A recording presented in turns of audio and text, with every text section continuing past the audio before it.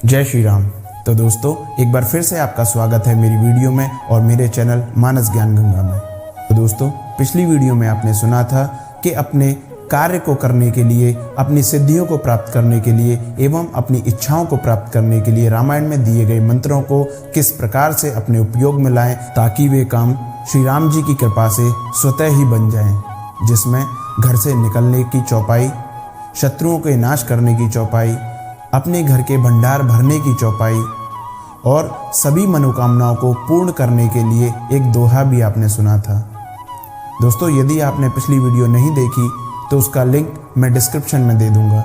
आप वहां से जाकर उस वीडियो को देख सकते हैं और उन चौपाइयों का लाभ ले सकते हैं तथा उन वीडियो को आप ज़्यादा से ज़्यादा शेयर करके और लोगों तक भी ये लाभ पहुंचा सकते हैं।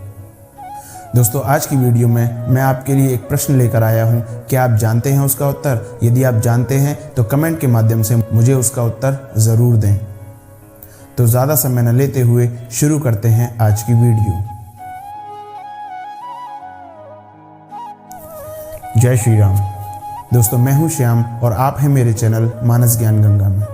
दोस्तों, जैसा कि आप जानते हैं कि हर वीडियो में मैं आपके लिए रामायण की कुछ दोहे और चौपाइयाँ लेकर आता हूं, तो उसी क्रम में मैं आज भी आपके लिए रामायण की कुछ दोहे और चौपाइयाँ लेकर आया हूँ।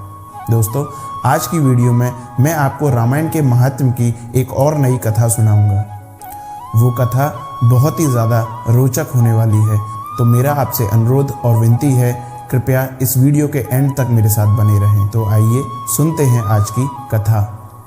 वर्णौ एक रुचिर इतिहासा, तुलसीदास जो कीन्ह तमाशा, द्राविड़ अरु काशी महिपाला, दो एकत्र रही कुछ काला, अतिशय प्रीति बढ़ी दो माही, मन में कपट लेश कछु नाही, गर्भवती दो नृप नारी, चली बात दुनहुन कर डारी, द्राविड़ कही बात सुख राशि, सुनहु नृपति काशी के वासी, जन्मे तब सुत सुता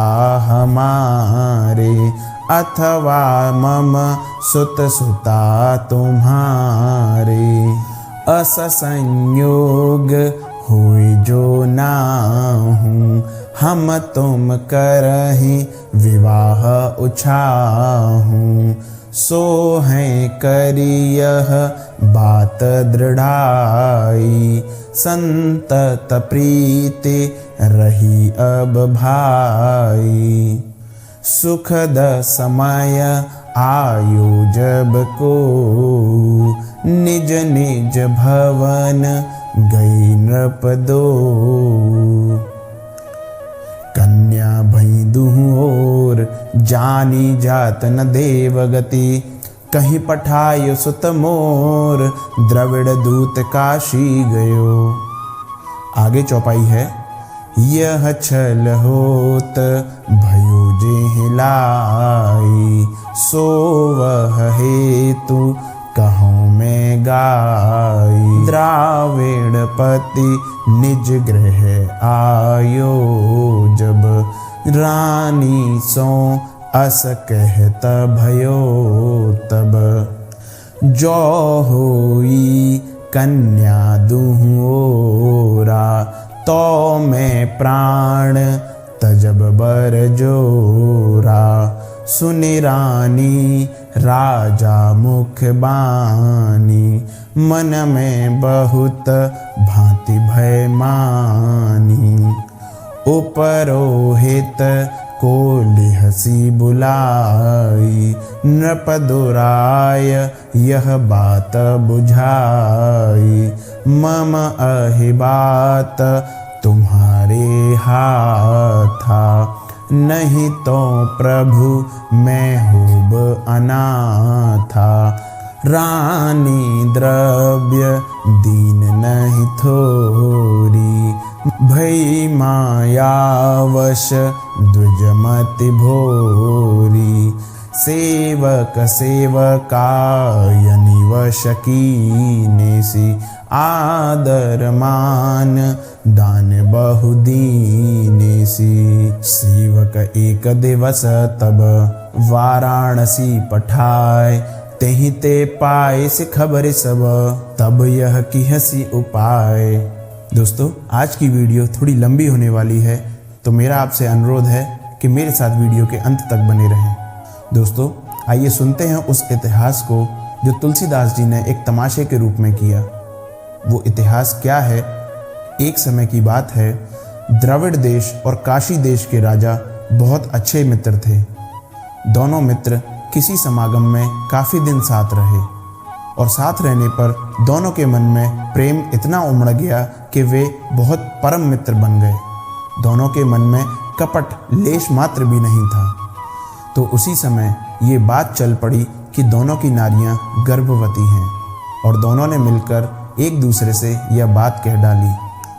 द्रविड़ देश के राजा जो थे, उन्होंने काशी के राजा से कहा, हे काशी के राजा, मैं आपसे एक बात कहना चाहता हूँ। जब भी हमारे पुत्र होंगे और तुम्हारे पुत्री होगी, अथवा हमारे पुत्री होगी या तुम्हारे पुत्र होगा, तब हम दोनों मिलकर उन दोनों का विवाह कर देंगे और अपनी इस दोस्ती को रिश्तेदारी में बदल लेंगे। और ऐसा कहकर दोनों ने संकल्प ले लिया और अपनी मित्रता को और दृढ़ कर लिया। कुछ समय साथ रहने के बाद वे दोनों राजा अपने अपने देश को चले गए, लेकिन विधि को कुछ और ही मंजूर था। दोनों तरफ बेटियों ने जन्म लिया।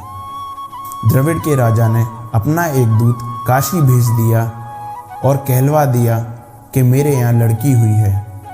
अब काशी के राजा को चिंता हो गई कि यदि मेरे यहाँ लड़का पैदा नहीं हुआ तो हमारा जो संकल्प था वो टूट जाएगा और हमारी मित्रता रिश्तेदारी में नहीं बदल पाएगी। काशी के राजा द्रविड़ राजा की बात सुनकर अपनी रानी के पास महल में आए और रानी से ये बात कही कि यदि दोनों तरफ कन्या हो गई तो मैं अपने प्राण त्याग दूंगा। और रानी ने राजा की यह बात सुनकर मन में बहुत भय माना और वे डर गईं। रानी ने सोचा कि यदि मैंने राजा को ये बता दिया कि हमारे यहाँ भी लड़की हुई है तो राजा कहीं प्राण ना त्याग दें।